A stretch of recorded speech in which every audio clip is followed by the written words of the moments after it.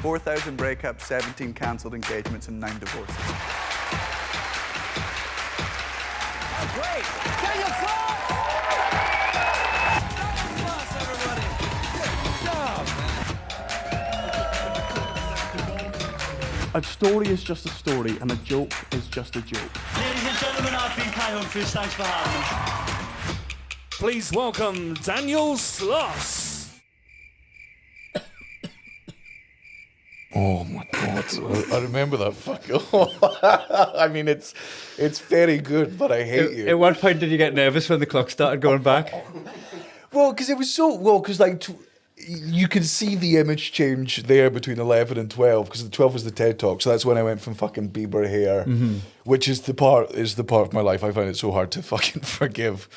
That there, I mean, I know we're about to watch that clip. That was the stage of my comedy career where it was the same white shirt, it was the same black shirt over the top. I still had that fucking chain that my friend Big Ali bought me. I remember like when I used to fuck my ex-girlfriend, it just hung there in front of our faces, and sometimes I'd have to fucking like bite it to keep out. And just Biting your chain, that floppy hair, framing it with it. Please welcome Daniel Sloss. Come on! Roger just looks the same as he does now. Hello. How are we all? Good. Well, I've been down in Manchester. There's not a lot of racism down here, which is good, obviously. I love something that you did here, which was so common in Gong shows, is you're like, I need to get to my first setup to get to my first punchline, and the way I've got to do that is just crowbar the fucker in. And you were like, it's going to be in Manchester. There's not much racism in Manchester. which, by the way, not true. Heaps of racism. Yeah. So much. And as well, from my vast knowledge of Manchester as a 12-year-old from Fife. Yeah. And my vast knowledge of racism as a white boy from Scotland. But I hate that excuse that some racists use. Oh, no, I'm not racist.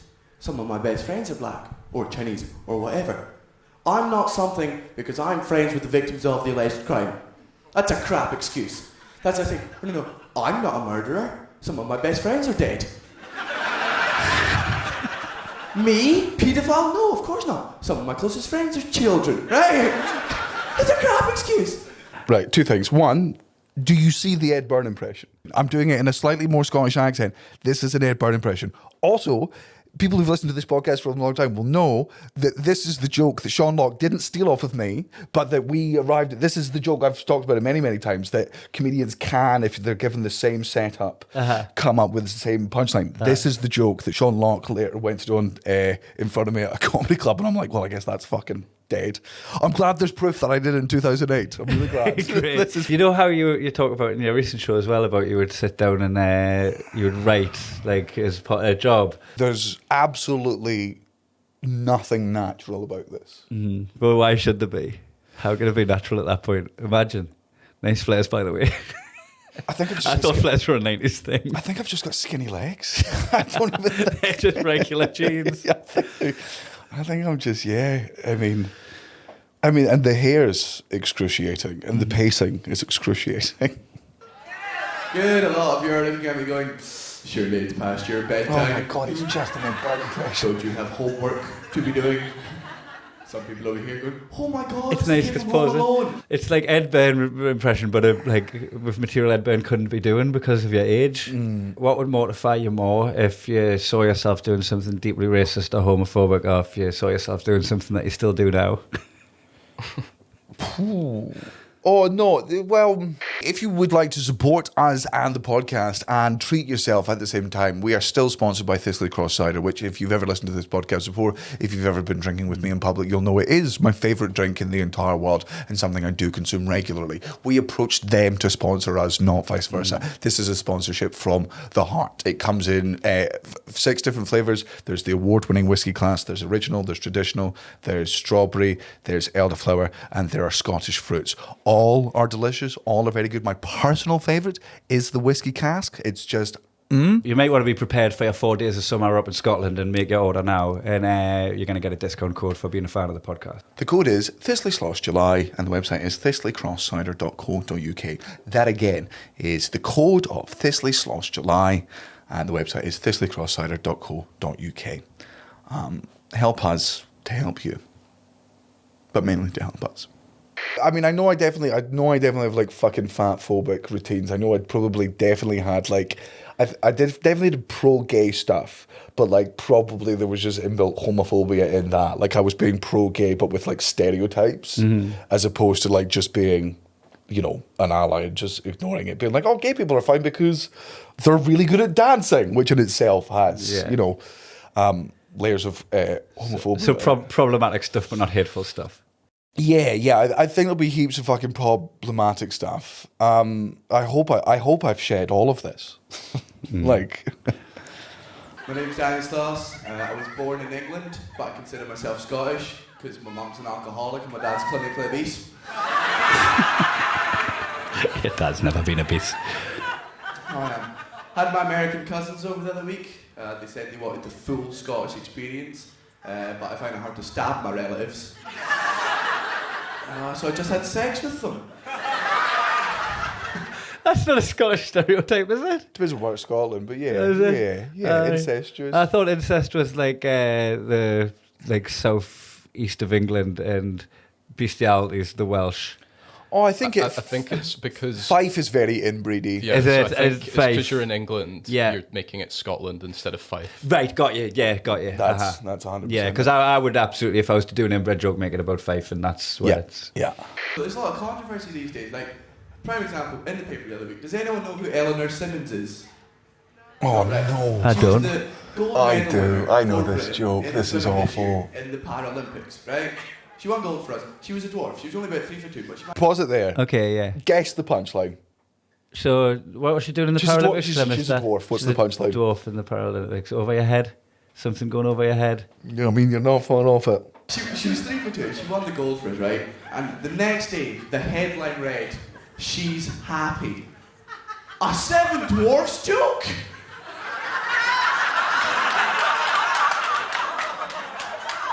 That's disgusting. That's just wrong. But to be fair, they had thought it all the way through. They had all their bases covered. If she'd lost, she's grumpy. If her swimming costume fell off, she's bashful. She failed the drug test, she's dopey. It was win-win. Was that the headline, or did you reverse engineer No, it? I reverse engineered it. I don't know if that was true. I think at some point in the article it said she's happy, but of course she was. She won the fucking gold medal. Dopey's a good punchline for it, because that's changed direction on it. Yeah, I mean, but it's still. You feel- I'm still reducing a gold medalist to the seven dwarfs. Like, it's not. Yeah. Yeah. But hey, who's worse? Me for making the joke or them for laughing? Yeah, they did ask him to do it. They begged him. Yeah, Begged him to do it. You saw the bit where they were like, "Oh, go on, Daniel, cross that lane. It's going to be what you're known for." He did that dad thing a while ago, you know, the talk. That was traumatizing. He said, "Son, we need to talk." I thought, oh God, Here it it's the comes. sex talk. But it wasn't the sex talk. It was the shaving talk. And I think, Daniel, the shaving talk sounds a lot better than the sex talk. Well, it would be, but not when your dad likes to tell you. It's the shaving talk. So he starts talking about shaving. I think he's talking about sex. Imagine this from my point of view. Son, there could be a special moment in every man's life. You may have already started doing it. I doubt it. I can tell from your face. This is less excruciating. I will, till the day I die, this is a good routine. It's punchline heavy. This is a good routine. It was always a good routine. It's It was my bed closer all the time. It's well thought out. I did this so many times. The cadence, the thing is there. I was shocked that you could do that, because you were singing along to it there when it was playing. First time you do it, you're going to be clumsy. You're not going to know what to do. You're going to do things wrong, right? There will be a little bit of There blood. will be a little bit of blood. Don't worry, that's fine. That's normal. Your mum gives you a neat trick with some rolled up toilet paper. Why would my mum? Why would my mum show me that? Why would my mum know The neat tricks. neat tricks? Very funny. neat trick is such a funny choice of words. Because now, the first time you do it, you can be really proud. You're going to go home and tell your friends every single insignificant detail. I'm not going to lie to you. As you get older, it becomes more of a chore. I start looking forward to the weekends when I get a few days off, but I'm obviously never up for that. So I decided to buy something electric to speed the whole process up. get over is done as quickly as possible. But your mum's still there. So now I just have to go back to the good old days of doing it by hand, manually, in the shower. Now is when I passed out. Passed out? Mum was there mopping the row, and she said, "Don't worry, son. The first time you do it, I'll be watching over your shoulder." Stroke by stroke. Manchester, you've been an absolute fantastic audience. Now, have you ever had a shave and talk off your dad? No. No. There's never been a reason to. Hey, if you're enjoying this, that makes one of us. Two, actually, I'm not having such a bad time. Up to this point, we've just watched yours. Oh. If you'd like more of this, you can go to our Patreon and you can subscribe and you can get a longer, more in-depth version of this, and that will therefore encourage us to go through this excruciating process again and again and again and again, and hopefully get to the point where we can get other comedians on to do it so they have to go through this miserable fucking experience. Yes, and there's several tiers you can sign up on, but the cheapest one is just £3 to drink. For three quid, you can watch Daniel's Fringe Show 2009. Not the full Fringe Show, but enough of it for him to end up horizontal on his chair. Yeah. It's not good. I'm informed just now by Matthew that the quality isn't as good on this one, but he didn't say whether he meant the camera or not. I hope he means the camera quality. How's it going? Give it up for Daniel Sloss, by the way. One nice open for you. I am a little bit disappointed with Daniel because I wasn't going to tell you I was a Geordie. But he's let the cat out of the bag, he's blew me cover. It's hard being a Geordie because people have got a lot of preconceived judgments about people from Newcastle. They're probably judging right now. And one of these judgments that hurt the most is that people think we're a bit thick. Is that fair to say that people think Geordies are a little bit stupid? Yeah. But you know how that makes me feel? That sometimes causes the ventromedial prefrontal cortex of my brain to suppress the release of endorphins, making me feel really sad. It doesn't stop there. It doesn't stop there because it sometimes causes the adrenal gland on top of my kidneys to secrete a hormone called epinephrine that boosts to supply glucose and oxygen to my brain, making me feel really anxious. So it'll be better if you don't judge, because then you'll just be sat watching a sad, anxious comedian. You know what I got? Which you all do now anyway. I remember. I think you're way more natural here than I was in mine. I'm too natural here in that I'm being so Geordie that it hurts. But I remember that ventromedial prefrontal cortex of your brain, like getting that from Wikipedia. Mm-hmm. Like going on Wikipedia, finding out. Oh, no, you didn't just know that? No, this wasn't from my science degree, Daniel. This wasn't from a biology doctorate. This is something that I Googled to see what happened when you got anxious. Yeah. Which, again, is something I do now. It'll happen when you're sad. I don't blame anyone for thinking Geordies are a bit thick, right? It's because of the representation we get on television. You can turn on the telly, you can turn on the news, and they could be covering anything, right? You'd be picking your nose and eat this, don't you? You mind picking your nose? I'm just getting flashback. You pretend to pick your nose and eat this. I put a 5 pence up my nose, do I? Oh, is it something? I put a 5p up my nose? Or do I actually pick my nose and eat it? I mean, that was just backstage. I haven't seen that. Okay. Okay, fair enough. I think I put a 5. I don't actually put a 5 pence up my nose, but in the bit. Yeah. It could be covering, I don't know, government policies for education in deprived areas. And for some reason, unknown to myself, they'll be interviewing the thickest degenerate inbred from the West End in Newcastle. And he'll be like a rabbit in the headlights, grabbing his balls, going, I think it's a disgrace that they're going to build a school on the old allotments, because I don't think me pigeons will be able to deal with the upheaval. And his male children, because there's always two of them, his male will be stood there going, I agree with Arthur. Yeah, I see what you're saying. The kids and more with the pigeons, and I'll tell you why there's always two of them, because if there was one, you may give us the benefit of the doubt. When there's two, they'll learn that we're morons. I used to hate these people. I used to hate these people for making you feel that way about us, right? Until the other month in Manchester, when I kind of become one. Manchester, not racist Manchester. It wasn't very racist, I noticed that. Like. Camera crew surrounded us, right? They were like vultures. And the guy with the camera was like a big bazooka on his shoulder, pointing straight at my face. And the woman that was doing the interview, and she asked me a perfectly reasonable question in her defence, She come up to me and said, "Excuse me, sir, with recent tax hikes, the price of a pint has went up on average by 5 pence. Now, how is this affecting your drinking habits?" I don't know what happened to me, I'm melted. I was like, I normally just give the barman the paper stuff and I take the metal stuff in the guys and be back on through this couldn't it? And I'll probably be better off with those 5 pences at the end of the night because I'll just put them up my nose when I'm drunk. I never put 5 pences up my nose. I haven't put 5 pence up my nose since I was 19. And here I am telling the TV. And you know what the worst thing is, right? To paint a perfect picture. My mate leaned in, she didn't even fucking ask him, he just leaned in and went, "My girlfriend's pleased, because now I drink less, she's got less bruises." Oh no! That ain't Matt Rife. Edgelord.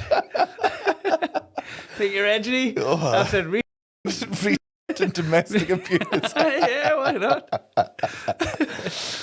I know, I'm trying to break through. You've got to get noticed. Wasn't any cancel culture back there? You can say anything. You can say anything back in the day. Fucking got less bruises. It wasn't me saying it. It was my mate who leaned in. He's not my mate anymore. I was like, what, with them attitudes? I'm not going to hang around with you. That was the end of our friendship after that. I wrote all of that. It never happened. You may find that amusing, right? But she thought it was hilarious. So funny that she reached in her bag and took a notepad and pen and asked me my name. Now I knew when I told her my name was going to be across the ticker on the bottom, naming and shaming me as I made a fool of myself as it got broadcast. So I know I should have given her the wrong name. I should give her someone else's. But I know my name. This is a question that I can get right. So I told her, I said it's Humphries. And then she asked us to spell it. Now I know what you're thinking, the questions are getting a little bit harder, but I don't know how to spell my own name. Right? But the thing is, my name is mostly vowels, and it's been said a million times before, Geordies can't pronounce their vowels, right? So I've got to spell my name phonetically using the phonetic alphabet. But I know the phonetic alphabet, so I started to dig myself out of trouble. I said it's Humphries, K as in kilo.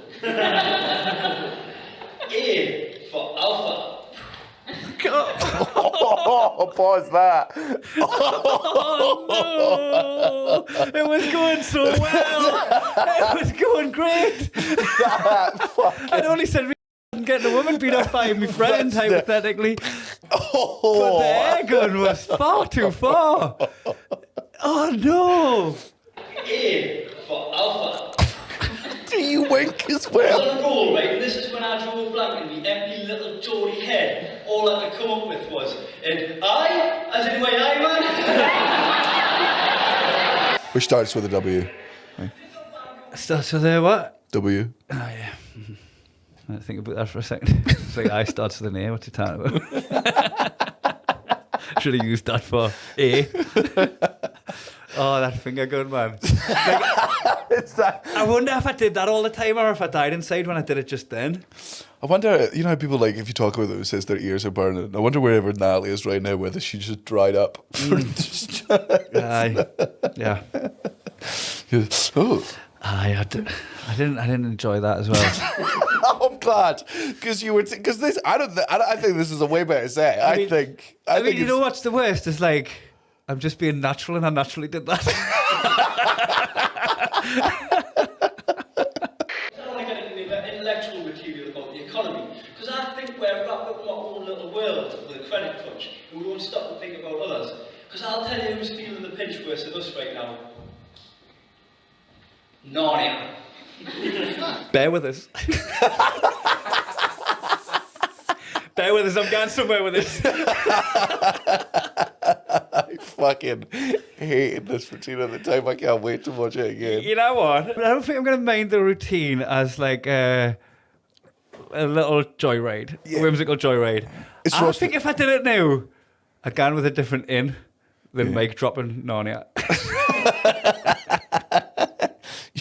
I'd probably start talking about the draw first. Yeah. Let's get on to the draw. You need to hear about the draw. They've had it downsized to a draw. Just any draw. You know the drawer under your kitchen sink? the one that isn't actually a draw. It's just an aesthetic panel that looks like a draw. It's got a hand and everything. Now, it's this fact of life and the influence of smoking too much weed one night and had me come up with the theory that one day your unexpected house guest is going to open this drawer and it is going to open and it's going to suck them head first into a cheap shit run down version of Narnia where Aslan the lion's not alive and all he's just a whippet called Steve. Steve isn't even talking, he just sits there licking his balls. And then the flying horse of Narnia, Pegasus Fledge, I think he's called. He's got a flying horse, he's a pit bully with a can of Red Bull. There isn't even snow in Credit Crunch Narnia, just a little bit of drizzle and sideways wind. Oh. I just need a breather. I forgot what was in there. The Whippet name Steve is just, that's purely getting a laugh at the accent. Whippet's funny in a Geordie accent. Yeah. And then just linguistically with Steve. A Whippet named Steve. Sideways draw, is it? With a little bit of drizzle and a sideways wind. that was playing on the accent there now. It's not even snow, there's a little bit of drizzle and a sideways wind. I remember talking about my birthday's actually on September the 11th. Hold on, go back. Did you see the hair flick that I didn't touch my hair? Watch my hair not move. I remember talking about my birthday's actually on September the 11th. You faked? I faked it. You sold it to a dummy? Oh, fuck.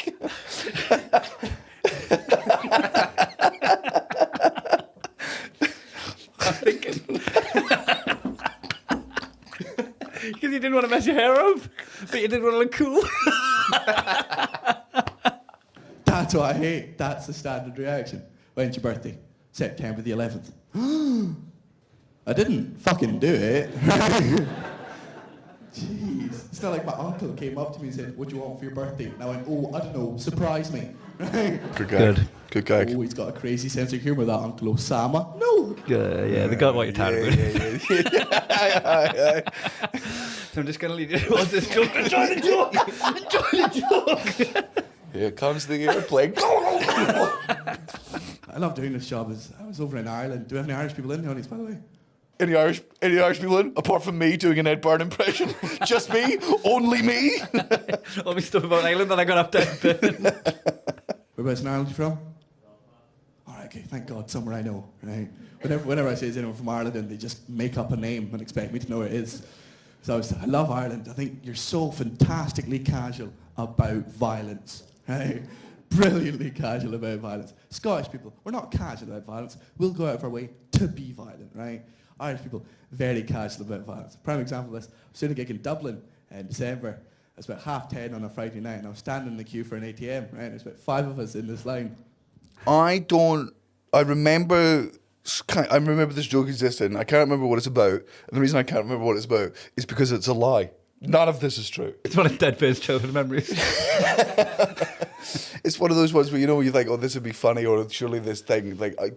Clearly I was at an ATM and my brain went, wouldn't it be funny if this happened? Yeah, and then I just went, well, I'm a comedian, so it did. It was about 10:30 on a Friday night, and I was standing in the queue for an ATM, right? There's about 5 of us in this line. And this random drunk guy ran out from a pub and punched the man, 2 men in front of me, down to the ground, and then went, oh shit, wrong guy, and fucked off, right? The man behind him then went, oh my God, are you okay? The man on the ground went, yeah, I think so. And then the man behind him took his place in line. That was me getting a drink, that was me fucking... Picking him up. No, or doing that fake, I'm doubling over at my own fucking... Right, let's not be hasty with stuff like that. Takes years to craft that. You can get that right early doors. How's it going anyway, everyone? You alright? Yeah. I want to try and find out the average age of the room that's standing in the young man. I guess it's full of his peers and pigs. I'm going to go off my age, right? I'm 26 years old. Give me a cheer if you're younger than me. Now give me a cheer if you're older than 26. No, this side of the room. I feel like I should start acting more responsibly and be more of an adult. But I realised that day I'm not grown up at all. I realised this when I was stood on the toilet seat seeing how high I could poo from. I'm still there now, that's what my own thoughts, for Christ's sake.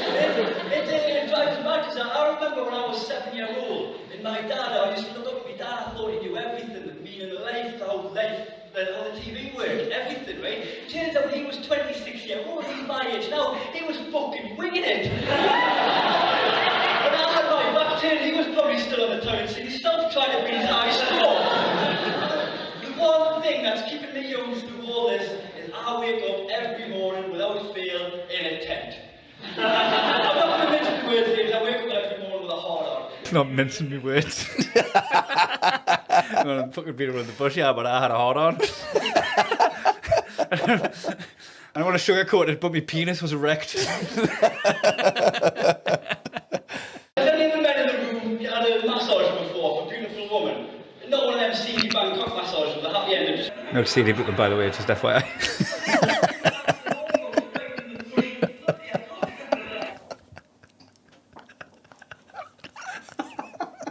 I tripped myself on holiday. I was in Portugal. I thought, spoil yourself, you're on holiday. She said to me, will you please turn over? Now I should have said no. But she turned to pick up some more oils, and I seized this opportunity to turn and took it between my thighs. With just this little toe over, I was flexing. I was more tense than when I went in. Now bear in mind, I've just been oiled up. No, I'm sure. I've seen a man get an erection before as a professional, but never that quick. She went, douche. She got her face just a little bit startled. That was the speed, not the size. It's not that big, just in case you were wondering. I just lay there. She got a face, I went, ta-da!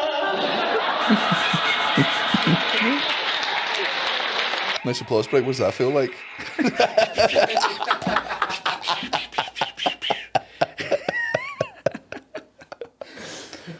Just in case you are wondering, not that big. yeah, it's not. I was trying to give you an example of the speed. Just in case you thought. Anyway. Aye. Yeah. In fact, you didn't even notice it happened.